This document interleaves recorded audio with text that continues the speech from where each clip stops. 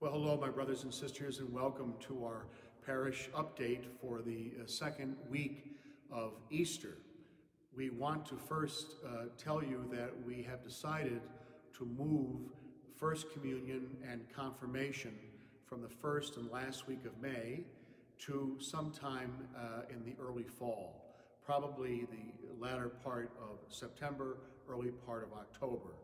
We wanted to do this because we want the families to be at ease of wondering what's going on with the sacraments, because so much is contingent on how the diocese and how our state is going to be opening for large gatherings, and it's all going to be dependent on how we're doing in the mitigation of the coronavirus. So Kathy Yaklick, who is our Director of Religious Education, she will be coming up soon with a date for both of these celebrations, and we'll be talking about it as a staff, and then you'll know about those dates very soon. So thank you for your patience, and most of all, we are really looking forward to celebrating these two sacraments with these wonderful young people from second grade for First Communion and our eighth graders for Confirmation.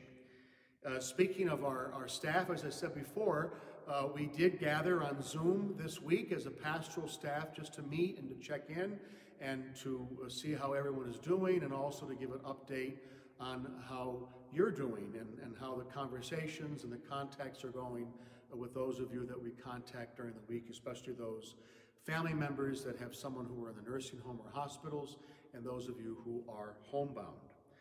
The Parish Pastoral Council will be meeting on Monday, and that will be a time for us. It will, of course, be a meeting on Zoom on the computer, and that will be a meeting for us, again, just to gather the combined Parish Pastoral Council, and just to see how everyone is doing, and also to give them some updates. Unfortunately, many of the updates we have at these meetings have to do with finances, because they are the most nebulous part of our existence right now, as they are for many of you too in your own homes and your families, and those of you who are working and not working and waiting for your benefits to come. I want to thank you for your tremendous generosity in keeping up on the weekly envelopes that you were either mailing into the parish office or dropping off at the mailbox here at St. Rose. Thank you so much from both parishes for your generosity, because this really is a very tenuous time for us when it comes to finances, and it means a lot that you really are trying to keep up with your weekly offerings. You're very generous. You always have been, and we're, again, so touched by your generosity right now. The parish office is open 5 days a week. It's open Monday through Friday from 9 to 4 at St. Rose, and all you have to do is, if you want to talk to anybody or drop something off or ask a question, all you have to do is ring the doorbell, and Cheryl Dottle, who really is the only one working in the office during this time, she'll come out and she'll be able to assist you. You can also call the office and also try to contact one of us on the staff as well for anything that you need that we can do for you during this time. I know that many of you see the bulletin online. It's also on the porch on Fridays if you'd like to come and get it. And Sister Jane has been very good about getting the bulletins over to the Ben Franklin apartments and also north and south high rises. And if you need a bulletin and you can't get out, just give us a call and we will be happy to accommodate you. Lastly, I think you know the obvious. We really are having a lot of deaths in our two parishes, which is not that unusual because we do have a lot of funerals, but 8 last week and 6 this week, and already 2 now for next week in terms of burials. And many of them are high elderly people, many of them from the nursing homes, and some, of course, their illnesses were accentuated because of contracting the coronavirus.